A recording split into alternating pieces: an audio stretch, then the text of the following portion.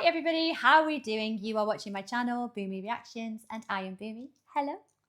And today, guys, we have another history video to react to, and this one is how every president died.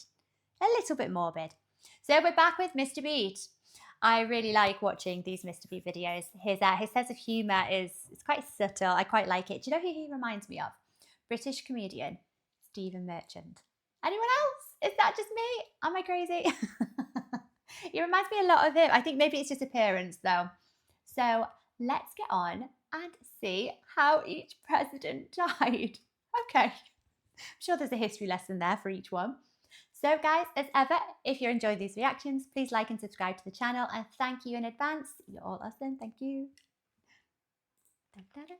I'm Mr. Beat, and one day I will die. Heck, one day all of us will die, likely. But the good news is that right now, we're all alive, so congratulations to all of us for that. That said, if you're watching right now and you're dead, please comment below. I want to hear from you. You're not dead to me. Anyway, I'm YouTube's American Presidents guy now, apparently. So breaking news. 39 different American presidents have died. Breaking news. Now, some of them have been dead for a long time. Still, in this video, we are going to look at how every president in American history died. I would argue that being president is the most dangerous job in the world. 18% of them have died while on the job. 9% of them were assassinated. In fact, there was a period of about 122 years in which 8 presidents died while in office. Now, I was just thinking, do you know what? He's got a good point, because if the times that you're, ruling over, during your time as president, if it is times of like civil unrest, there's lots of problems going on, and sometimes very political problems, sometimes you're quite the target, aren't you? If your country is very split between who they wanted to get in, I can actually wholeheartedly see why that is a very dangerous job, a very important job, but it does come with its dangers, doesn't it? Now, you could say that presidents generally tend to be older when they take office, and that's a fair point. Still, it's no wonder that the president now has an entire Secret Service team of thousands to protect them. Oh, and an entire White House medical unit to take care of all of their medical needs. It's a dangerous and stressful job. I mean, just look at these before and after photos. While most of us hope for painless deaths, like dying in our sleep, tragically, many American presidents died horrible, extremely painful deaths. Oh, and while we're at it, we might as well look at the last words of every president, even if sometimes those last words were, like, totally not profound at all. And let's go in chronological order based on when they died, not when they were actually in office, to mix it up a bit. But yeah, George Washington, our first president, was indeed our first president to die. He likely died of epiglottitis, which is the inflammation of the epiglottis, or that little flap thingy at the base of the tongue that prevents food from getting into your windpipe. The doctors who treated him didn't quite know what it was, though, and just tried bloodletting. He ended up losing around 40% of his blood before he died. He was 67, and his last words were, "'Tis well." The second president to die was Thomas Jefferson, the third president. The third president to die was John Adams, the second president. And crazy thing, they both died on the exact same day, which was July 4th, 1826, which was the 50th anniversary of the country, and also the 50th anniversary of the Declaration of Independence, which they both worked on. The two had a close friendship that went back to when they both led in the Continental Congress during the American Revolution. That said, later on, they were bitter political rivals for a while. In their later years, they once again became besties and wrote to each other regularly. Jefferson apparently had a slow, painful death and was bedridden for his final months. What officially caused his death was really bad infections in his bloodstream. I mean, apparently he had urine in his blood related to having severe kidney damage. On top of that, he had pneumonia. His last words were, "No, doctor, nothing more." Although before that, he had supposedly said, "This is the fourth." John Adams apparently died of heart failure, and his death was more sudden than Jefferson's. Unaware that Jefferson had died just hours before him, his last words included, "Thomas Jefferson survives." Jefferson was 83 and Adams was 90. The fourth president to die also died on July 4th. No joke, princess. James Monroe, the fifth president, died from tuberculosis and heart failure exactly 5 years after Jefferson and Adams. He was 73. His last words referred to his good friend, James Madison, the fourth president. They supposedly were, "I regret that I should leave this world without again beholding him." There's no solid evidence he ever said that, though. Madison was the next president to die, dying almost 5 years after Monroe. On June 28th, 1836, he almost died on July 4th, too, and his doctors actually tried to get him to take stimulants to prolong his life until then. Anyway, he also died of heart failure. He was 85. Before he died, one of his nieces asked him what was wrong. He supposedly replied, "Nothing more than a change of mind, my dear. I always talk better lying down." So yeah, those were his last words. William Henry Harrison, the sixth president to die, was the first to die in office just a month into his presidency. He was 68. It's a common misconception that he caught a cold that turned into pneumonia after giving a really long speech at his inauguration after refusing to wear a jacket in chilly weather. Well, he did give a 2-hour speech at his inauguration, and he did not wear a jacket on a chilly day. However, he didn't get sick until more than 3 weeks later. And yes, the official cause of his death was pneumonia. However, 173 years later, experts argued that he actually caught typhoid from bacteria in the water supply. His last words were, "Sir, I wish you to understand the true principles of the government. I wish them carried out. I ask nothing more." Andrew Jackson was the next president. Oh, sorry to interrupt you, Mr. Beat. Yeah, it's quite common for pneumonia to be the cause of death, but not the primary cause of death. You get me? So I don't think there's anything more suspicious to it than that. That is quite young. Did he say the last president was 68? The presidents that came before him, they lived to quite a ripe old age, didn't they? I mean, given the time era, that's a lot that's a better life expectancy than a lot of people could have hoped for at that time. So, that's good going. To die. He had survived so much crazy stuff his entire life, but ultimately his heart failed him on June 8th, 1845. He was 78. At the time of his death, he also suffered from edema, which is the buildup of fluid in the body's tissue. On his deathbed, after reacting to his family crying around him, his last words were, "What is the matter with my dear children? Have I alarmed you? Oh, do not cry. Be good children, and we will all meet in heaven." 3 years later, the sixth president, John Quincy Adams, died from a stroke at the age of 80. He had worked in Congress up until his death, and his last words were, "This is the last of earth. I am content." Future President Abraham Lincoln was there when he died. Oh, they're all very, very honorable words up until now, aren't they? Very, very memorable and very noble last words. James Polk died far too young. He was only 53 when he died from cholera, likely from drinking contaminated water. Yeah. He died just over 3 months after he left office. It was crazy to see how quickly his health deteriorated because as president, he was energetic and passionate. He died with his wife, Sarah, at his side, and his last words were, "I love you, Sarah, for all eternity. I love you."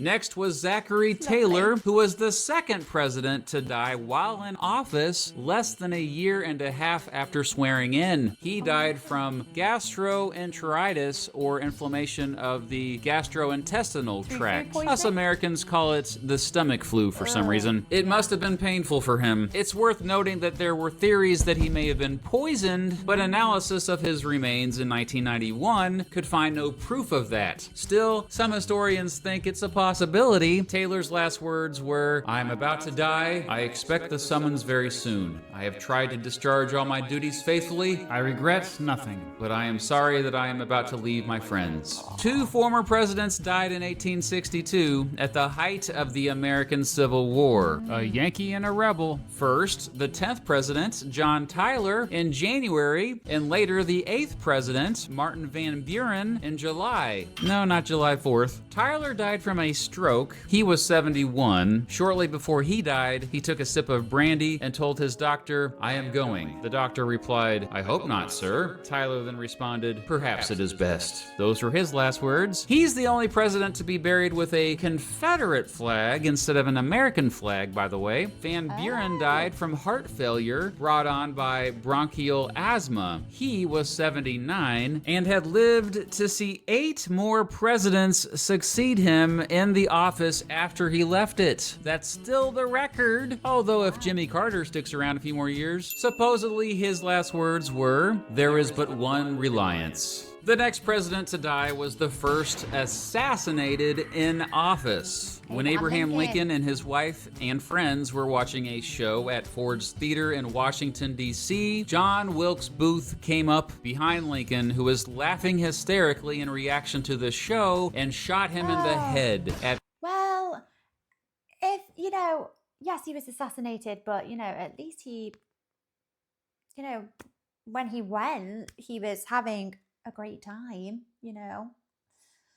still. Point blank range. After going into a coma for 8 hours, Lincoln died the next morning. He was 56. I have an entire video about the assassination if you've got some extra time to watch. We don't know his last words for sure, but one account says they were, "She won't think anything about it." That was a response to Mary, Lincoln's wife, after she asked him what Miss Harris, one of their friends sitting next to them, would think of her hanging on to him so much. 3 years later, James Buchanan died from both respiratory failure and rheumatic gout. He was 77. Some say his last words were, "O Lord God Almighty, as thou wilt." But honestly, I'm not that convinced they were. Seems a little too dramatic for me, just saying. Franklin Pierce died the next year from inflammation of the stomach. He had been suffering from liver cirrhosis for several years, yet had drunk alcohol heavily anyway. So yeah, basically, alcohol killed him. I've covered on this channel before how tragic his life was, and it's even the chorus of this song I made about him.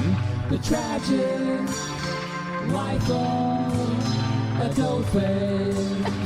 But let's add to the tragedy, shall we? He died alone, with no family members present, and that's why we don't know his last words. We do know he was 64 when he died. He was only 64. That's tragic. Oh, I can imagine that's quite a awful, slow death. Oof. Poor guy. Fillmore was next. He died from a stroke at the age of 74. His last words supposedly were, "The nourishment is palatable," referring to a bowl of soup he had just finished. Even though I doubt these were his last words, it's fun to pretend they were. The next year, Andrew Johnson also died from a stroke. He was 66 and was still an active U.S. Senator representing Tennessee at the time. Also at the time, he was the only surviving past president. Yeah, few can agree about what his last words were, so I'm not gonna speculate on this one. James Garfield was the second president to be assassinated while in office. However, if he had competent doctors, perhaps he would have survived. Just 4 months into his presidency, a mentally ill fellow named Charles Guiteau came up to Garfield and shot him twice, once in the back and once in the arm. "My God, what is this?" Garfield shouted afterward, but those would not be his last words. Most people don't know that after he was shot, Garfield was slowly actually starting to recover before before his doctors screwed things up. While trying to get his bullet out with unsterilized fingers and tools, they caused a severe infection. 2 months after getting shot, Garfield died from septic shock. His last words were to his friend, General David Swaim. Clutching the tremendous pain in his chest, he said, "Oh, Swaim, can't you stop this? Oh, Swaim." That would have been, 2 months after he was shot. That would have been quite a prolonged and awful death to go from sepsis. Oh my gosh. He was 50. Oof. It must have been a painful death indeed. He was just 49. Ulysses Grant also had a slow, painful death. At 63, he died from throat cancer after suffering from it for at least a year. His last words, or word, was water. The next year, Chester Arthur died from a stroke at the age of 57. We don't know his last words. The next president to die was Rutherford Hayes. After suffering from a heart attack, he died from heart disease at the age of 70. His last words were, "I know that I'm going where Lucy is." By the way, Lucy was his beloved wife. Now, where was she? Well, frankly, I think she was in the bathroom. Oh, wait, what's that?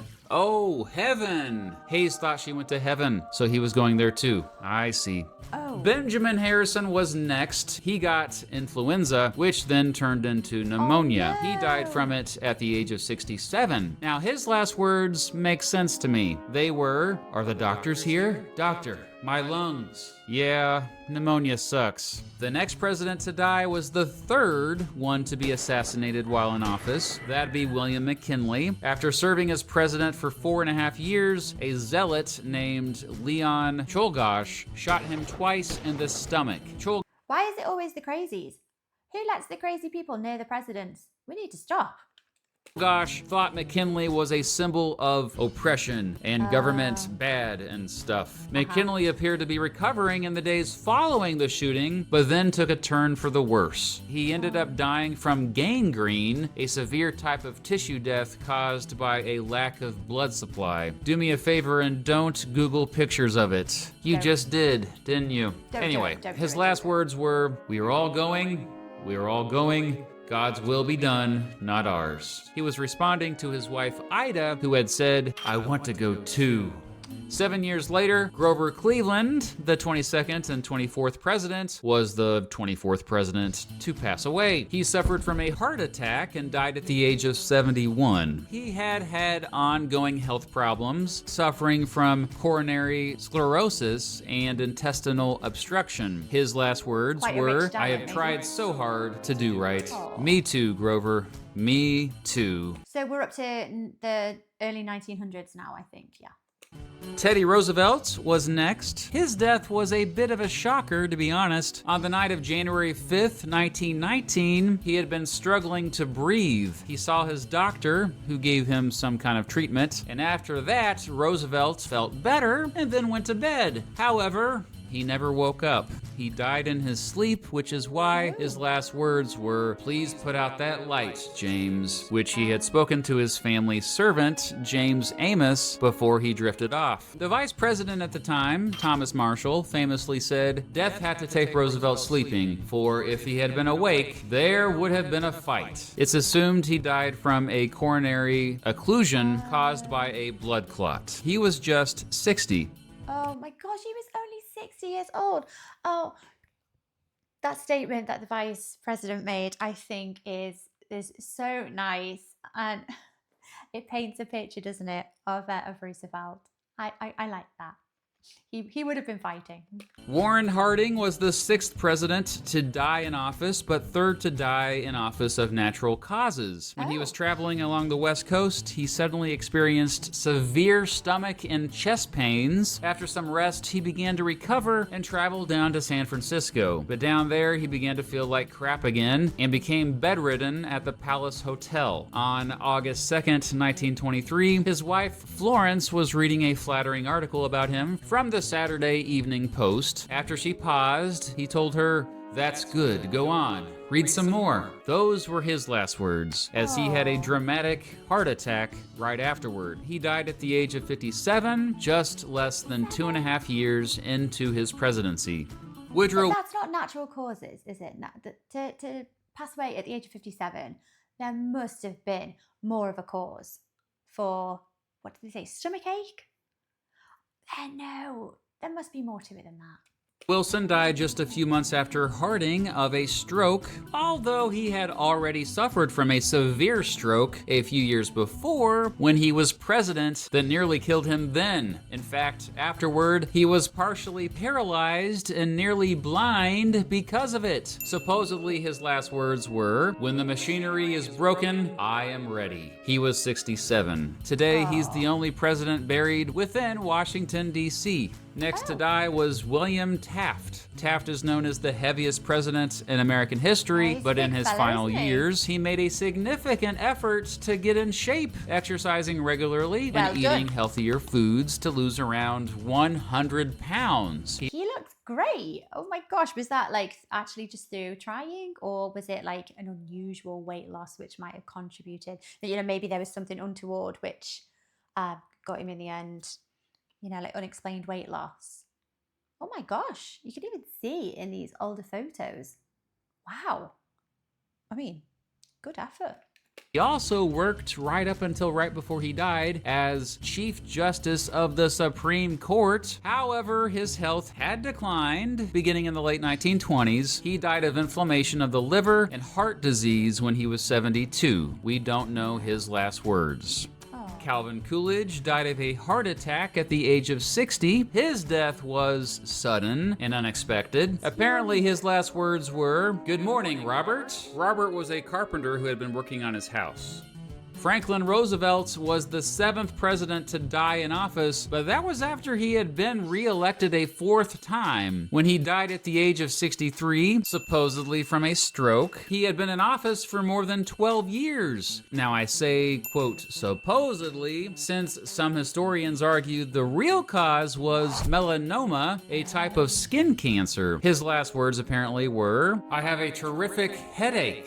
Next to die was John F. Kennedy, the most recent president to die in office and 4th assassinated. His death is arguably the most famous death of all the presidents, and right now you can search online and see footage of it. He died from gunshot wounds, and it was dramatic in front of what seemed like the entire world as he paraded through Dealey Plaza in Dallas, Texas on November 22nd, 1963. Now, we're not going to get into all the theories about who really killed JFK, but according to the Warren Commission and most historians, undoubtedly the main dude responsible was Lee Harvey Oswald, who was murdered himself just 3 days later. Public opinion polls have demonstrated that most Americans still don't believe the official version tells the whole truth about what really went down with JFK's death. Well, who murdered the murderer? How did that happen? Was that in prison, or I don't actually know. Let me know in the comments, guys. His last words were, "No, you certainly can't." He was responding to Nellie Connolly, the wife of then Texas Governor John Connolly. She had said before that, "You certainly can't say that the people of Dallas haven't given you a nice welcome, Mr. President." At age 46, John F. Kennedy was the youngest president to die in American history. Herbert Hoover died the next year. He had gone through several health problems the last couple years of his life, but the official cause of his death was massive internal bleeding. We don't know his last words, but he did live to the old age of 90. A pretty good run there, Hoover. The Grim Reaper's next visit was to Dwight D. Eisenhower's house. He died from heart failure at the age of 78. He had had heart problems for a while and famously suffered from a heart attack while he was president. His last words were supposedly, "I want to go. God, take me." Harry Truman was the next to die. His organs had failed and his blood pressure went extremely low after suffering from severe pneumonia. He was 88. We don't know his last words. Lyndon Johnson died less than a month after Truman, despite not first serving as president until 10 years after Truman left office. LBJ, who smoked heavily for much of his adult life, died from a heart attack at the age of 64. His last words were, "Send Mike immediately." Mike was a Secret Service agent who was assigned to his Texas ranch. By the time Mike arrived, Johnson was already dead. The next president wouldn't die until more than 21 years later. That would be Richard Nixon, who died from a stroke at the age of 81. His last word makes a lot of sense. It was help.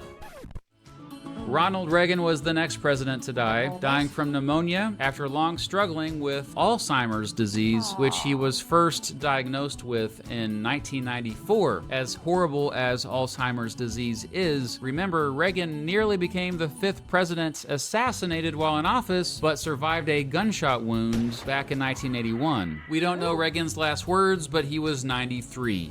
2 years later, Gerald Ford died officially of arteriosclerotic cerebrovascular disease and diffuse arteriosclerosis. Okay, look, he had heart issues, okay? He was also 93, and we also don't know his last words. And finally, the most recent president to die was George H.W. Bush, who died of Parkinson's disease on November 30th, 2018. He was 94, at the time the longest-lived American president, but that distinction is now held by Jimmy Carter. Bush's son, George W. Bush, who himself was a president, reported that his dad's last words were, "I love you too."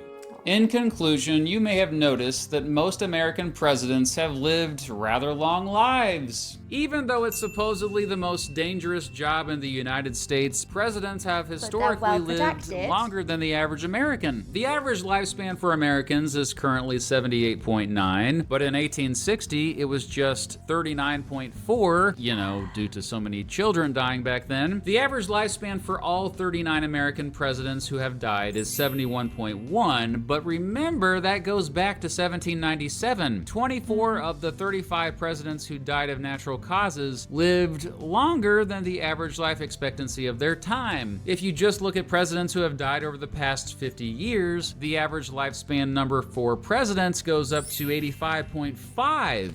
I don't think they should include the working out the average lifespan. I just don't think they should include the presidents that were assassinated, because that's just, it's nothing to do with natural causes. It doesn't really, I suppose, it still affects the lifespan, because it's, it's a dangerous job, isn't it, really? Plus, look at the 6 presidents who are still alive. They're old, man. Especially the aforementioned Jimmy Carter, who is currently 97 years young. And then there's the current president, Joe Biden. The moment he was sworn into office, he was already the oldest president in American history. He recently turned 79, and yep, he's already expressed interest in running for re-election, even though he'll be 82 when that happens. Anyway, that's how every president died. Congratulations for staying alive throughout this whole video. And remember, most presidents died because of heart failure or strokes. So watch that blood pressure. And don't forget to buckle your safety harnesses. Make sure you have a very good diet and, eat healthily. Okay. Right, some of them were very interesting. There's very tragic ones, like, the ones that are related to just plague-type diseases at the times, like cholera or tuberculosis, Or was there one president that they believed it was more likely that he had did they say typhoid infection from the water supply? Given the time era, that seems it does seem very likely, doesn't it? So I don't know. I would say they're premature deaths. I wouldn't. Again, I know they're really whittling that average life expectancy of most presidents down, but I just don't feel like they're not natural deaths, are they? They're not really natural causes. And even the ones that are natural causes or were considered natural causes at the time, with advancements in knowledge and technology and medicine and what we know now, we could probably look back and say, well, it's not actually likely that that was the natural cause. It's probably because of this. So all very fascinating. It all the deaths kind of paint a picture of the diseases and things that were around at the time. So very, very interesting. So thank you for watching this video with me, everyone, and I'll catch you on the next one. Bye.